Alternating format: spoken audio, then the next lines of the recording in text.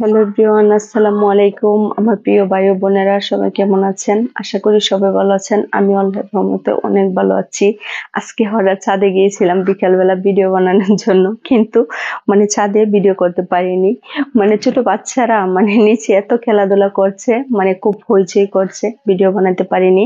এজন্য ঘরে চলে আসলাম ভিডিও বানানোর জন্য। কিন্তু আমার প্রিয় ভাইদের আর প্রিয় বোনদের ভিডিও তো দিতে হবে, ভিডিও তো না দিলে চলবে না। আচ্ছা, শত অসুস্থর মাঝেও কিন্তু আমার প্রিয় ভাইদের প্রিয় বোনদের ভিডিও দিচ্ছি। আর কয়েকটা কথা বলছি আজকে।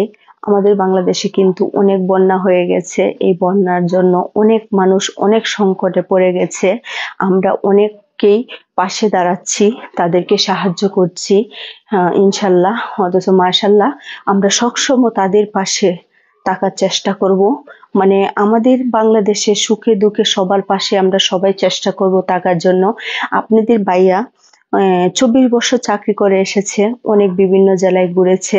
আল্লাহর রহমতে মনে করেন দান করলে বলতে হয় না, অথচ আমরা জানি মুরব্বীরা বলে দান করলে ডান হাতে দিলে বাম হাতে যেন টের না পাওয়া যায়, এরকম ভাবেই দান করতে হয়। কিন্তু আল্লাহর রহমতে আপনাদের ভাইও কিছু মনে করেন দিয়েছে, তার ফ্রেন্ড সার্কেলটার সাথে কথা বলে যোগাযোগ করে মনে করেন সিলেট, নোয়াখালী এরকম অনেক বিভিন্ন জেলায়, চট্টগ্রাম এরকম অনেক জেলায় কিন্তু পানি উঠে গেছে, সংকটে আছে। আর আপনাদের ভাইয়া যেতে পারতেছে না, একটু বাড়িতে ব্যস্ত আছে। আর আপনারা তো জানেন আমার এখন শরীরের অবস্থা ভালো না, এই জন্য আমিও যেতে পারি নাই। না হলে কিন্তু আমার প্রিয় ভাইদের প্রিয় বোনদের আমিও দেখাতে পারতাম, যেতে পারতাম। আর আমি কিন্তু মনে করেন একজনকে একটা জিনিস দিতে হলে যে ভিডিও করতে হবে তা না, এটা অসম্ভব। কিন্তু আমাদের সবসময় দান কিন্তু এরকম একটা জিনিস, একবার দিতে হয় না, সবসময় দিতে হয়, সবসময় সবার পাশে থাকতে হয়। মনে করেন আল্লাহর রহমতে এখন আল্লাহর রহমতে আমিও সুস্থ আছি।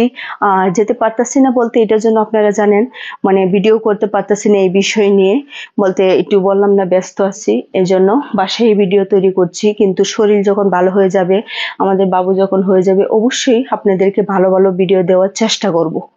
ঠিক আছে, ভালো ভিডিও দেওয়ার চেষ্টা করব। কিন্তু এখন এই বন্যা নিয়ে কথা, এভাবে যদি রুদ্র থাকে, এখন কিন্তু প্রচুর রুদ্র, আপনারা আমাকে দেখেই বুঝতে পারতেছেন আমার ভিডিওতে, আমার চেহারা ছবি কিন্তু কালো হয়ে যাচ্ছে আর ঘেমে যাচ্ছে।